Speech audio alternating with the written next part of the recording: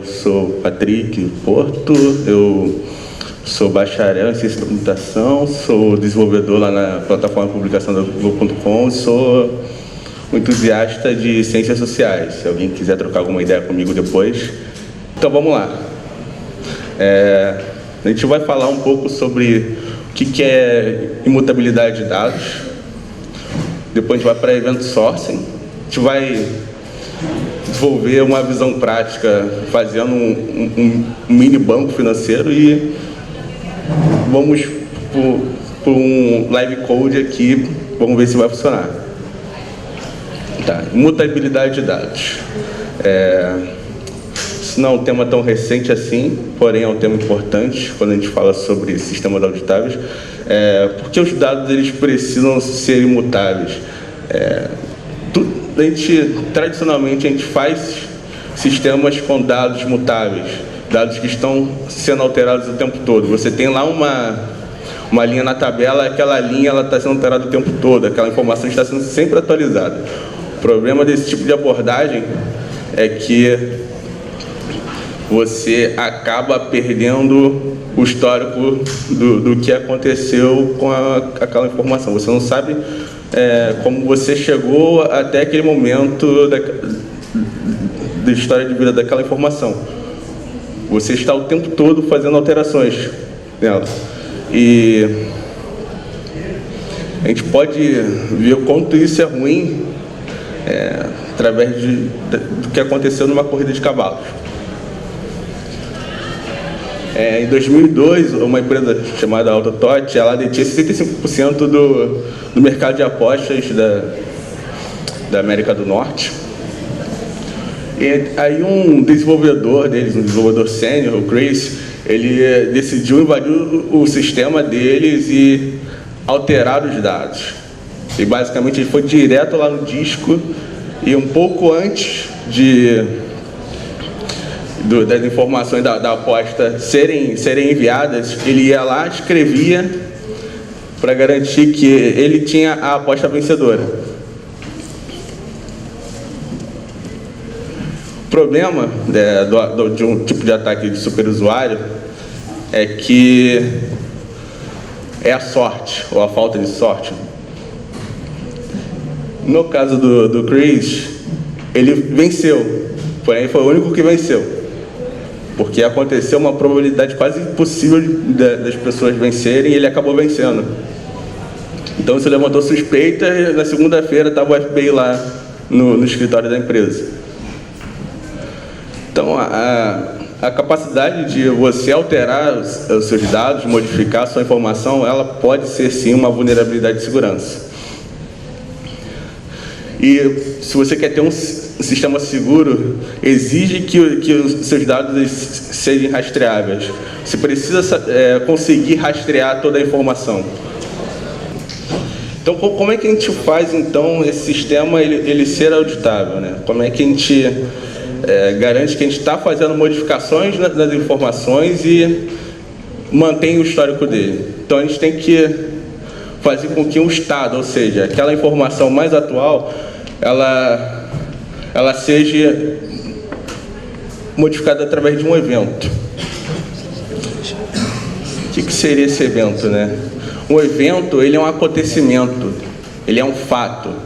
É o que aconteceu com aquela informação. Por que ela foi alterada? O usuário foi criado. Esse é um exemplo de fato, um evento que aconteceu. Atualizou o e-mail do usuário. É outro exemplo de fato. E o estado final, ou seja, a informação final, ela é uma derivação de um fluxo de eventos. Em vez de ela simplesmente existir por ser, você tem a informação final processada depois de uma série de eventos.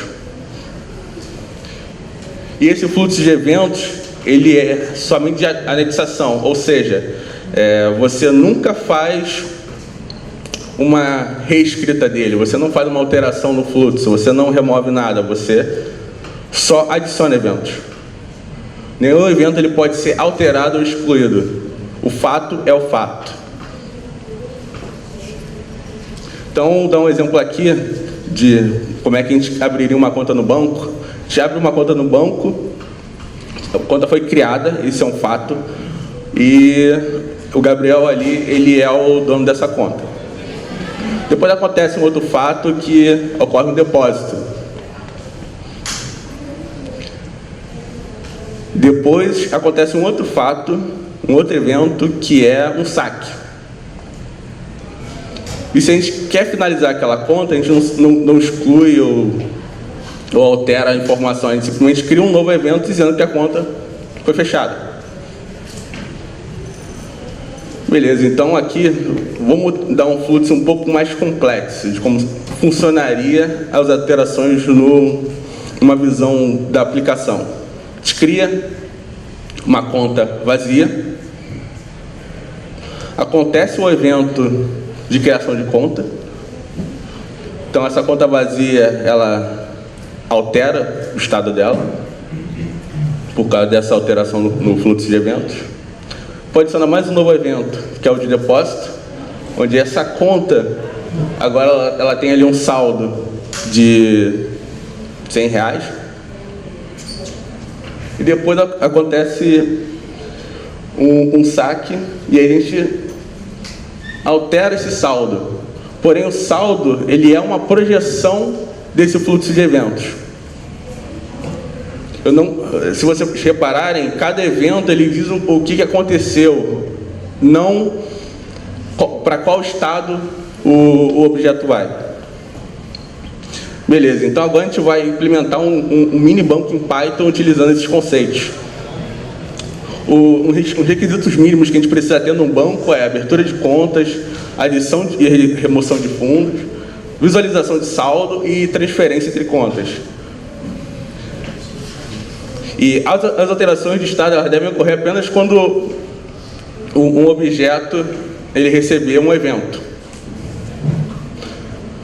Então aqui eu tenho um exemplo de como a gente vai implementar aqui, que a gente recebeu um evento de depósito, você vai passar por um método que esse método ele sabe para onde jogar esse tratamento, para qual método ele vai tratar esse evento. No caso, eu tenho um método especializado para tratar depósitos.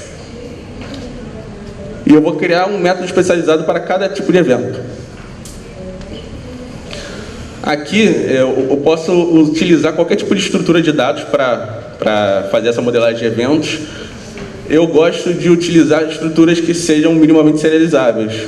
Aqui eu estou usando o Number Tuples, que eu achei mais prático.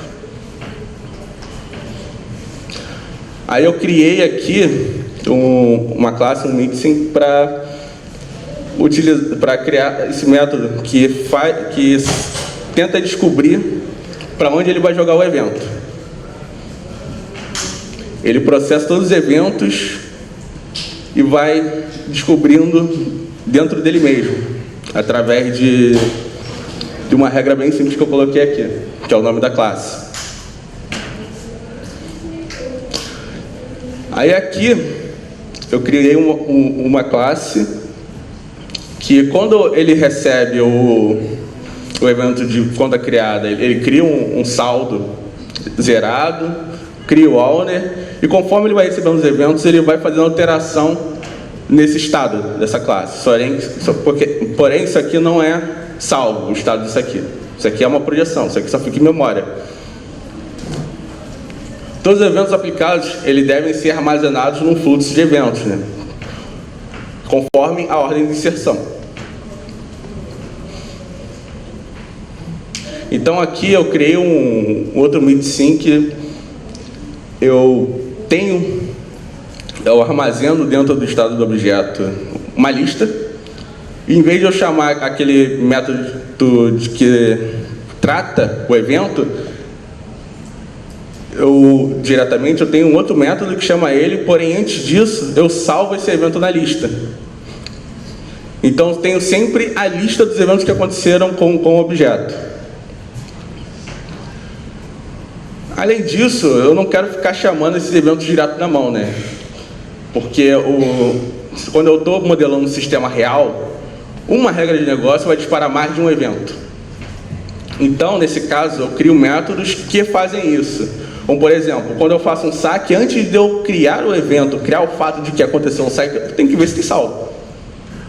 Senão não pode ter saque. Aí no caso, por exemplo, de fazer uma transferência, eu tenho um evento para um objeto que dispara um evento em outro objeto. Um vai receber que foi acreditado e o outro vai receber que foi debitado. Beleza, fazer algumas considerações finais aqui antes de ir para o live coding. Você pode utilizar esse tipo de abordagem quando você tem estruturas muito complexas que você não, uma série de operações que você não consegue resolver com um simples CRUD. E quando você tem um sistema que os dados eles precisam ser confiáveis. E quando a rastreabilidade da informação, ela é um requisito crítico, né? Por exemplo, o sistema financeiro, com toda certeza, cai dentro desse tipo de especificação. E quando é um diferencial competitivo, por exemplo, se você tem um sistema de votação, você poderia utilizar esse tipo de coisa. Vamos ver aqui. Criação dos eventos.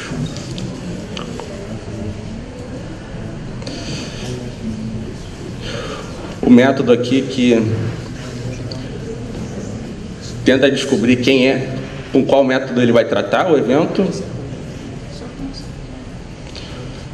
O responsável por armazenar, criar o fluxo de eventos interno. Quem vai de fato fazer a alteração no estado.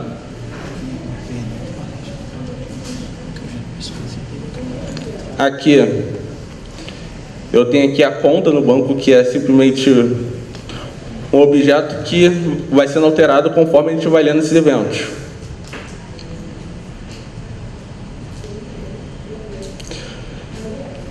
Esse cara aqui é o cara que se comunica com o banco de dados. O que acontece? O banco de dados,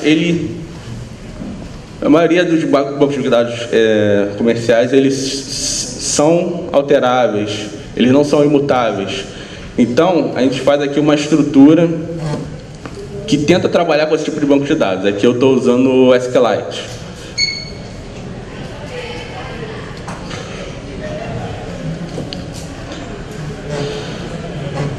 Esse aqui é o cara que faz a serialização e deserialização de eventos do banco de dados. No caso, eu estou usando a própria biblioteca padrão para fazer essa serialização e deserialização. Porém, se vocês quiserem uma parada um pouco mais agnóstica, tipo salvar em JSON e recarregar em objeto Python, aí é um pouco mais pesado. Tá certo? Vamos lá. Criar o banco de dados, conexão com o banco de dados. Aí aqui, criei um evento de criação de conta. Se a gente olhar aqui no histórico de eventos, a gente tem aqui o que aconteceu. Bank Account Created. A gente vai fazer um depósito agora. Então, repara que na lista a gente tem o que aconteceu, né? Que foi a criação da conta, e depois o depósito, pela ordem de inserção. Vou fazer mais um depósito. Olha lá, conta cheia de dinheiro. Aqui a gente carrega as informações do banco de dados. Quando a gente carrega o fluxo de eventos. A gente salva o fluxo de eventos, não o estado final.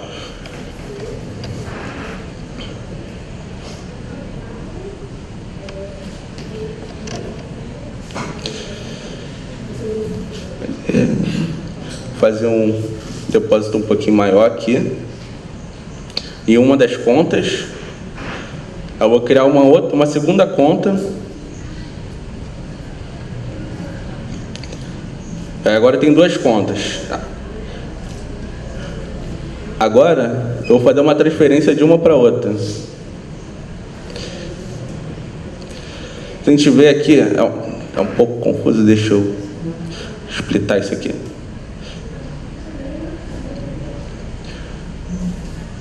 Vai ficar mais claro agora.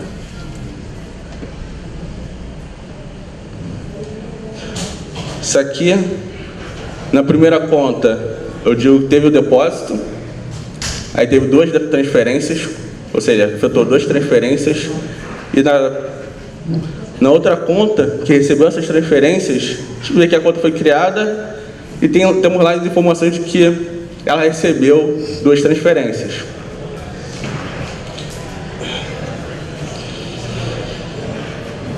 E é isso que eu queria mostrar para vocês. Temos